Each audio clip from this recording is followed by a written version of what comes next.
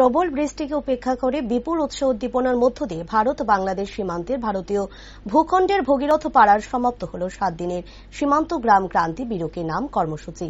আসন্ন স্বাধীনতা দিবসকে যথাযোগ্য মর্যাদায় পালনের লক্ষ্যে কেন্দ্রীয় সরকারি নির্দেশে ধলাই জেলার গন্ডাছড়া মহকুমায় লাগাতার কর্মসূচি পালন করা হয়।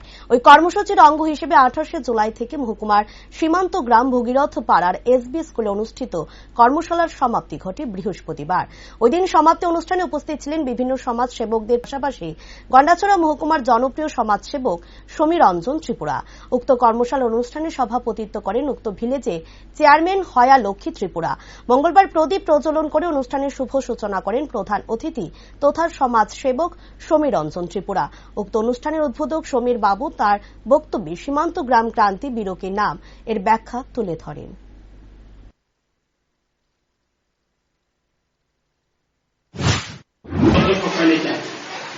विगत दिनों जों इमिडिएटली पूरा प्रोग्राम होया তিনি বন্ধ পয়সা 12 স্কুলে ছাত্ররক কি 2 মাস 3 মাস পর কাইছা 13 রক শিখাই যাবে যে প্রোগ্রাম কিন্তু তিনি এই ভগীরথ পাড়া যে এসপি স্কুল তিনি তার যে সরকারি ভাবে যে সুযোগ মানে অবহরে তিনি